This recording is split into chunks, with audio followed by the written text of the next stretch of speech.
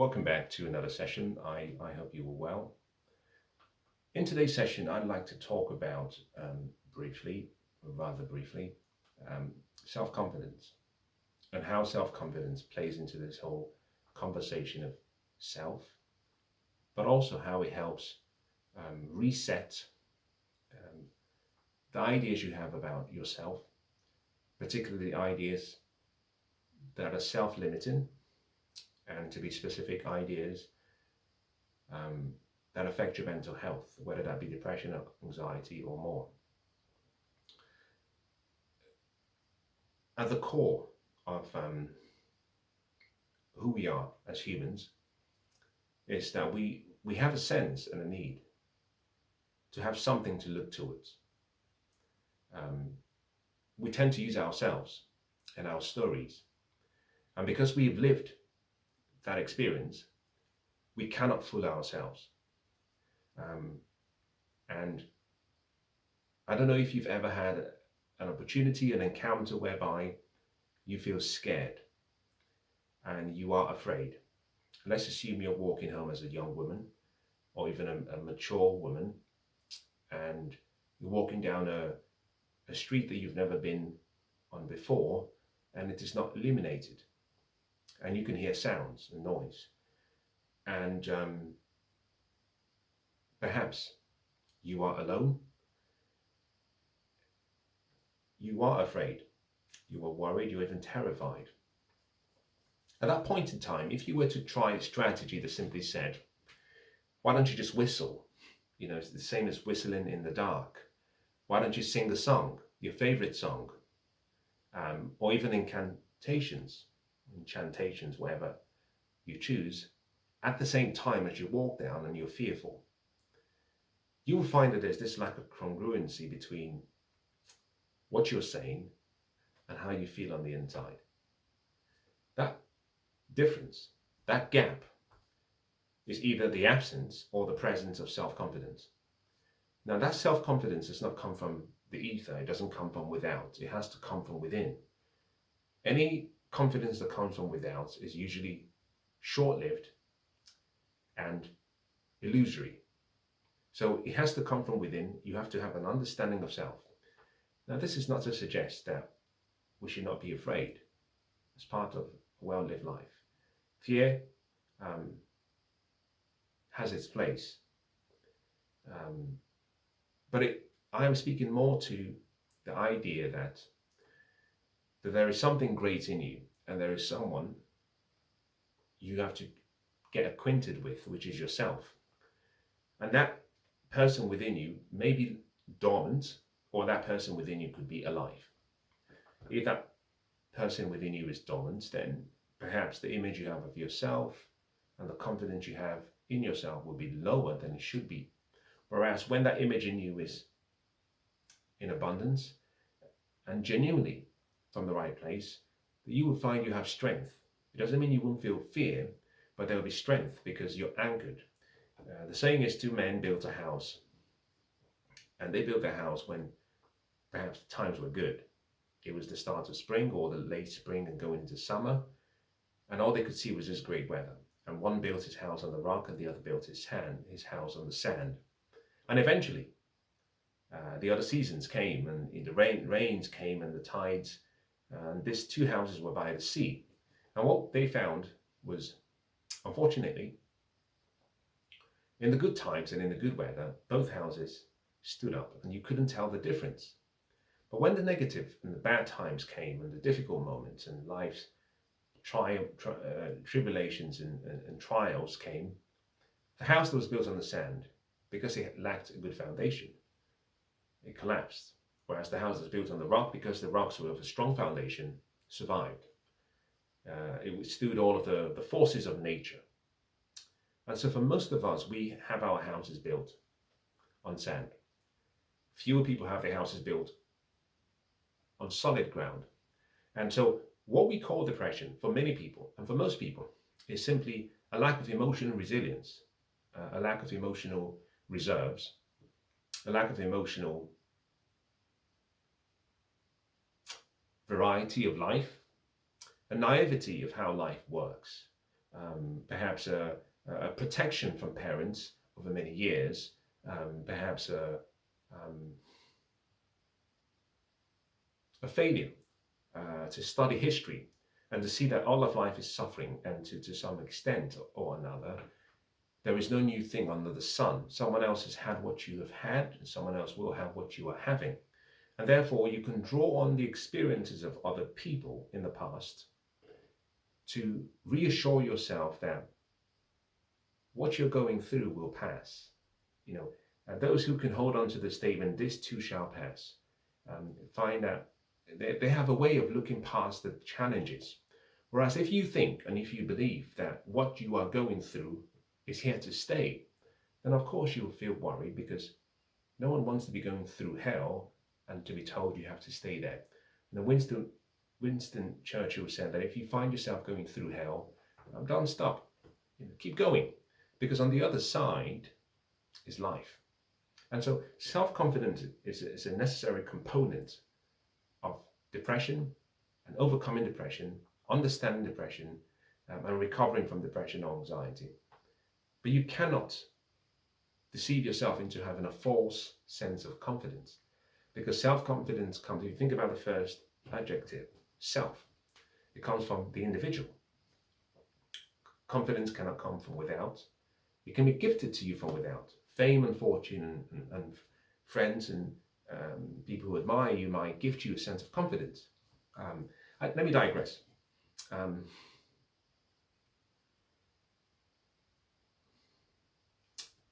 A lot of people who suffer from depression, especially those who have achieved a level of success and who are celebrated, celebrities or people who are influencers or people who are in a position of influence, a lot of their confidence comes from that which is given to them by the acknowledgement of other people. And so most people do not build their houses on a strong foundation of themselves. It's based on other people's opinions. And I like to use the analogy of a tree. You have an apple tree, and an apple tree has all this beautiful apple during the right seasons. And a young boy comes and he takes an apple, and an old man comes and he takes an apple, and a middle-aged woman comes and she takes an apple, and the apple starts to think that all of these people love it. And the reason they come to the apple for nourishment is because they love the apple tree. They love me. I'm the apple tree and they love me. What they fail to realize is that no, they're drawn to your gifts. And they will move to the next person or the next tree when your gifts run out. And so recognizing how to separate who you are intrinsically as an individual from your accomplishments or from your results, from your failures and from your past is critical. If you don't, you will always have a fluctuating level of self-confidence and therefore a very, very unstable self-esteem and self-image, because you will be judging your life by results that are temporary rather than by looking at yourself and saying, who am I? Now, I'll share one with you. You have to have a philosophy of life. You have to have a lens through which you see life. And you have to have a worldview. That worldview will undergird and support the belief you have in yourself. So for example, I'll use mine. Mine is the Christian ethics. My Christian ethics tells me that I was created in a wonderful way, in the image and in the likeness of something divine and beautiful and pure and good. I'm a spirit, and that spirit animates itself in me, and that spirit is one. And that spirit animates itself in you. The spirit in you and the spirit in me are one. And there's a mind that we have and we share, and we've been given its intellectual faculties. The mind is one. The intellectual faculties are one. In other words, no one has more or less. But this spirit, this beauty, lives in this physical body that I call flesh, and in your physical body that you call flesh. But your flesh and my flesh are different. My dirt is different to your dirt. But we are spiritual beings. We live in a physical body. We've been gifted with a mind. We have an intellect. We generate emotions. Depression, therefore, absent the mind and your intellect, cannot exist. So if you want to cure depression, you start with the mind. and you start with how you use your intellect, and it disappears. But at the core is the story you have about yourself, the narrative you have, the worldview, the philosophy of life can limit you or it can liberate you. I just shared mine. The question is, what is yours? Now, I'm not criticizing yours. I'm not even asking you to choose mine. But what that does for me is it gives me something to hope for, something to look forward to, something as I go through the valleys of the shadows of darkness and difficult times, I am reminded that nothing is either created or destroyed. Life just is. And so I do not fear death the same way I do not fear life. They're both one and the same. Absent from the body, present with the Lord. And so there is a relaxation or a relaxed state that I have about life. Now, it doesn't mean that I am right. It just means it keeps me sane. So when I go through my difficult periods, like the waves of an ocean, you have problems and problems and problems and crisis and problems and problems and problems and crisis. And for some of us, we have more crisis than we have problems in a short period.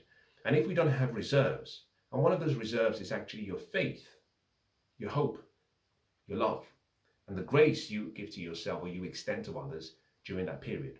And absent a story, a belief, a philosophy, a vision, we find actually we're stuck. And it's like being in sinking sand, quicksand. You're stuck and suddenly you're suffocating. And of course, anybody will feel depressed in that state of mind. And therefore, the first thing is to simply say, well, there's something that I can do. I can choose a different story. And so to those who actually suffer from depression or anxiety or worry or uncertainty, let me offer you something that is perhaps,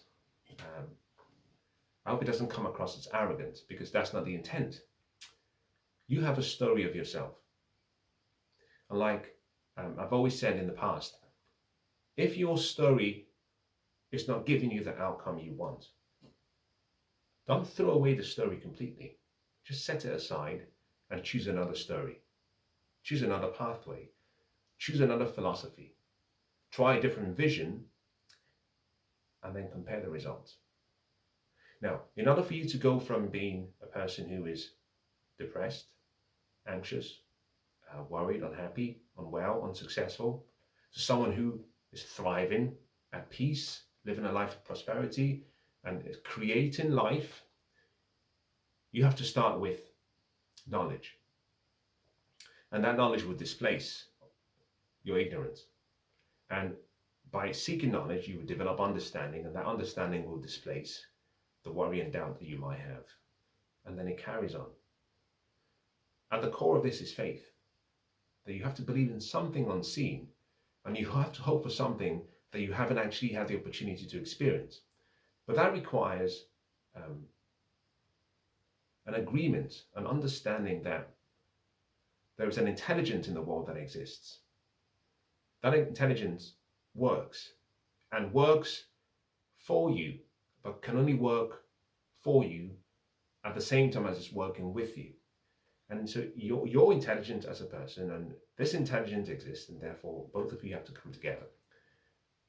You can't do that absent self-confidence. Now, to some extent or the other, we all have self-confidence. Otherwise, you wouldn't be listening to this. You would be in bed, you wouldn't even get out of bed. You wouldn't eat in the morning. You wouldn't brush your teeth. There are so many things you would not do if you did not have self-confidence. So we all have self-confidence to some degree or the other. The question is not whether we do have self-confidence, but is it transitory? Does it fluctuate? Is it inconsistent? And therefore what we find is, because we have this idea of ourselves, we find the person who is depressed, in a certain area of life, they thrive. They're good at what they do because they have confidence. They're playing a game that they are confident in, their abilities. But outside that sphere, they find actually they feel disoriented in the new environment. They're good in one area and terrible in other areas. And it could just be interacting with people. You have anxiety about being around people. You have an anxiety about speaking in public. You have an anxiety about being a mother. You don't think you can do a good job. You have an anxiety of perhaps being a good president, a good CEO, anxiety about doing your job properly, whatever your anxiety might be. You even have an anxiety about being a daughter, a son, a student in school. Perhaps you worry about what people think. But I can promise you this, that if I looked and I audited your life, I will find that there are some areas of your life where you excel. And you excel so much that most people don't actually believe that you're struggling from depression or anxiety, because they can see you thrive in one area and they say, well, she's great, he's great. We didn't know she was suffering or he is suffering. The point of all of this is that what you have is situational self-confidence or transitory self-confidence. You're good at one thing, but your self-image is distorted in other areas. And that distortion reduces the little hope that you have. And therefore you find you can't perform at the same level as you do in other areas. And so, simple question, how do you fix it?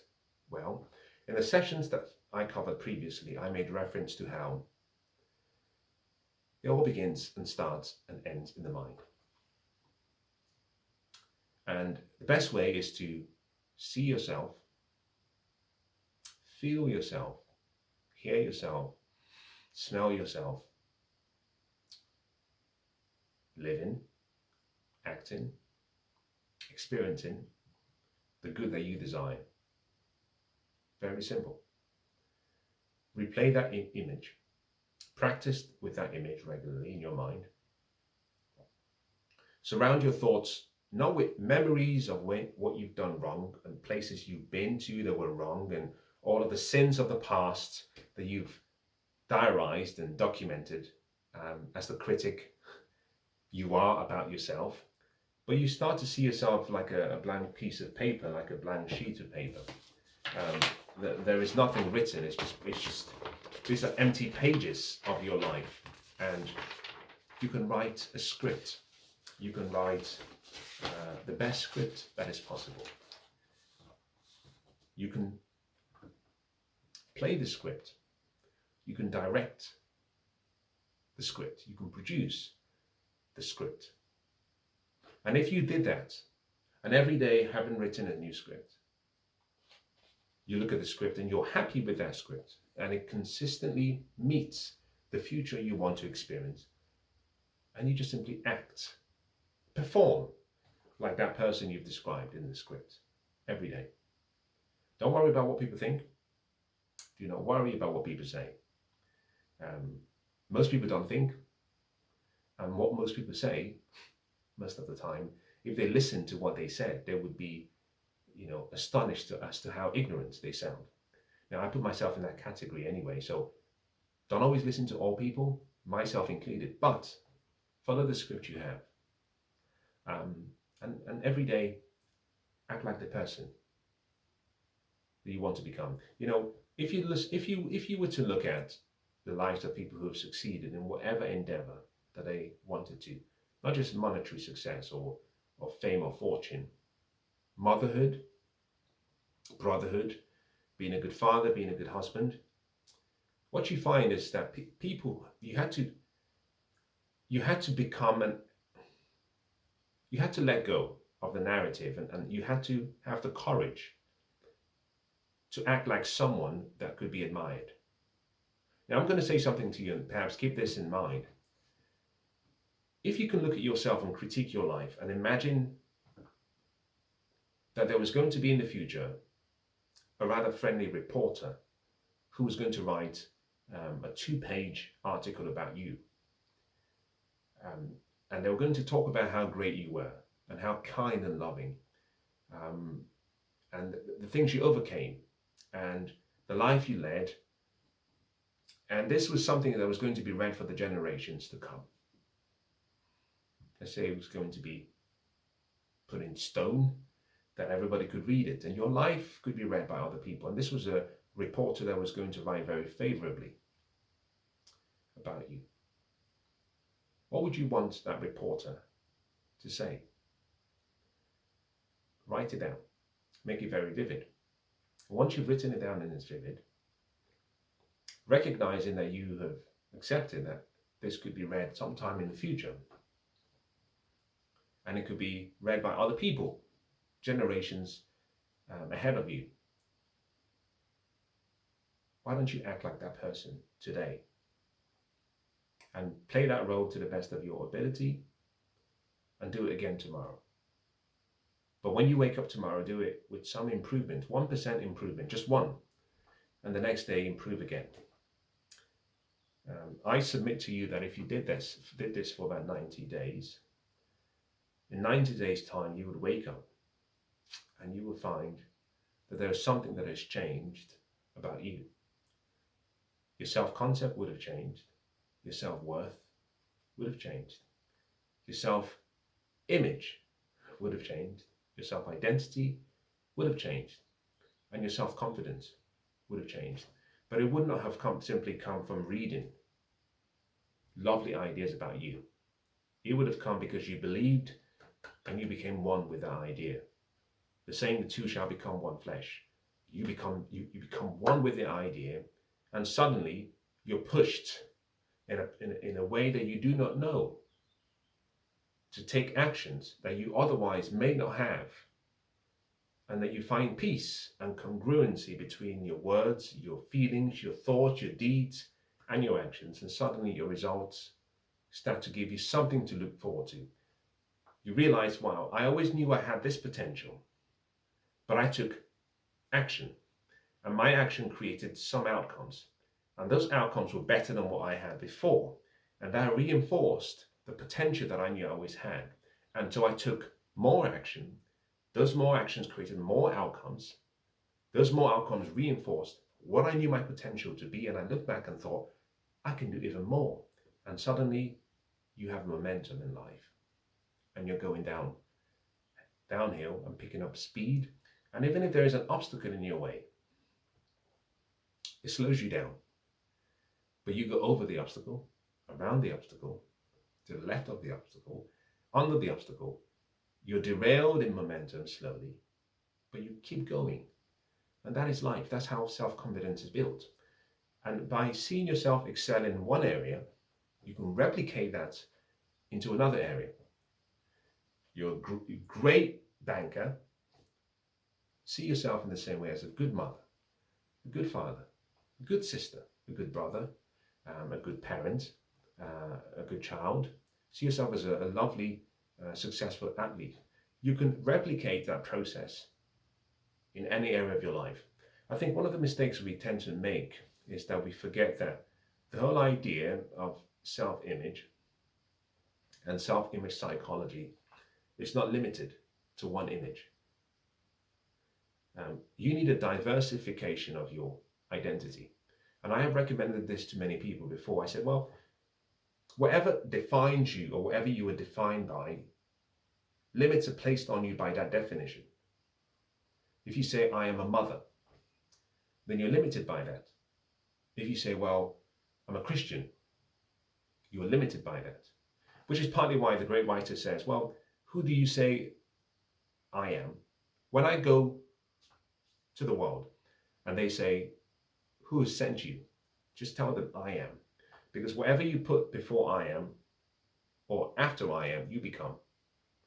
So the Lord, Jehovah, would say, I am. The greatest commandment, hear, O Israel, the Lord our God, the Lord your God, is one. One. Integrity, identity, and oneness. In other words, you're not limited, which is why you can place next to your name different identities.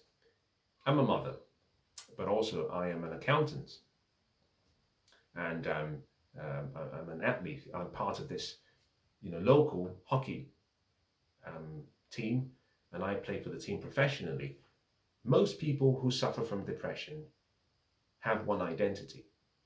And when that identity comes into a crisis phase, because there is no other identity they have, there's a crisis of identity, and they find they're anxious, they go into depression, because they failed temporarily in one area of life. So you need multiple identities. You can see yourself and you can create an image of yourself that allows you to be diversified, so that obviously you don't want too many identities. And I'm not suggesting you have multiple identities in the physical. I'm simply saying don't be limited by an identity, and develop a confidence that allows you to see that, okay, do you know what? I find most people who suffer from depression are very good at something. One thing, two things, but that's it. And if you take them away from the area of achievement, say for example, he worked as a stockbroker in London and he was a great stockbroker, and he's moved because of family reasons to a different location and has left London, but he used to thrive, calling shots and making deals.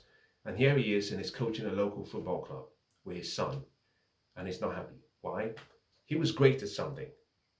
He's changed his environment, but he didn't redefine a new identity. So as he looks back, all he can think about is his successes, and he compares it to the present, and he's saying, I'm a failure. And those thoughts repeat themselves. Whereas if he were to say, no, I was a great stockbroker, I can become a great coach, or I can become a great father, or I can become a great mother, whatever it might be, you then have 3, 4, 5 identities. It would be the same as investing in the stock market.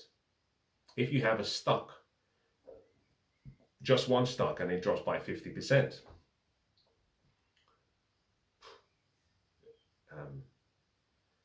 that's a euphemism for losing a lot of money. If it's a permanent loss, that's huge. You've lost half your portfolio. But if you had a portfolio of 100 assets, the law of large numbers works in your favor. If you were to lose 50% on one, that one represents 1% of your portfolio. So half of one is a half. It doesn't really affect you. So you recognizing that the market swings and goes up and goes down, you just simply wait for the season to return, and the price of the stock goes back to where it was, or more. Sometimes it goes lower, but it doesn't matter. The point being, you're diversified. And I would even go as far as saying, the more identities you have that are covariant to your core identity, the better. So using the stock analogy, we know if you have a stock in a portfolio and you put another stock, if those two stocks move in the same variation, then you have a risky portfolio, because if something were to happen to the sector and both are in the same sector, then you suffer a loss. On the other hand, if you have another stock in the same portfolio, so you have one initially, you put another one that actually is not correlated with the first. In other words, it co-varies. Or its variance is say -1, which is perfect because it's moving in an opposite direction. What you then get is that in the event of a turbulence in the market, the way one is affected doesn't affect the other. Similarly, with people, you need identities that support one another, but also identities that co-vary. Which is why when you think about people who have rich lives, I tend to find some people, you see the person who is a stockbroker, or the woman who is an intelligent consultant, doctor, and she's also a yoga teacher. I mean, she's grounded. The other person is teaches dance in a dance school. Very opposite. So you come out from this wearing your nice suit and trousers as a man or woman in the corporate world, and here you are running around with kids on the playground and teaching kids how to swim or teaching kids how to ride a bicycle. Very different. I mean, two opposite worlds. And so what you then have is a balance in a support system that reminds you not to limit yourself based on a title, a profession, an identity, or a belief. You need to be open to the world. Now, let me end today's session as follows. If you find you're struggling with self-confidence, and perhaps it's an opportunity to work on the image or identity you have of yourself. Yours might be situational, it might be fluctuating, but what you want is a stable base. I mean, a base upon which you build others. Now, in London, I'm not sure, most people may not relate to this, but if you go to Canary Wharf, in Canary Wharf, what you find is you get out of the station and you see all this long wide, tall buildings, skyscrapers, and they just stood all the way there. And if you were to look at, you might say, the landscape, you're wondering, oh, interesting. What people do not understand is that a lot of those buildings are sitting on not on the ground that they're stood on, but on a substructure that goes maybe 3-4 levels deep. And that substructure has very deep piles that run meters into the ground. And that undergarden supports the entirety of all the structures that you see. And the taller the building externally above ground, the higher the likelihood that the substructure and the piling or the foundations will be much deeper. But the foundations are not seen, but they're built first. And so, when thinking about your self-identity and self-image, you need what I call a base foundation for life. And that base foundation is to see yourself not as your accomplishments or as your failures, but to see yourself as this beautiful soul and beautiful spirit that doesn't die, that is always seeking for greater fulfillment and expression, that is always looking to express itself in whatever way it can, and that whatever shortcomings you have on the physical side of life, whatever illnesses you might have, cancer, dementia, skin diseases, etc., that doesn't define you. I mean, if only you could see who you are on the inside. Yes, you're limited by this physical body, but it's only for a short time. And if you can start with that position, which is my philosophy, which is, if I believe that I am spirit, and that spirit exists, and spirit cannot be contained, it cannot be expanded more than it can, but it can express itself more than it can, then there's that position which says, my foundation is sorted. I can then say, well, this spirit expresses itself as a teacher, as an Uber driver, or as a taxi driver, as a principal of a school. Those are expressions of the same spirit. But the spirit is the main base. And so confidence comes when you ensure that you build the right foundation of life, and then you build identities on that foundation. I hope today's session has been useful.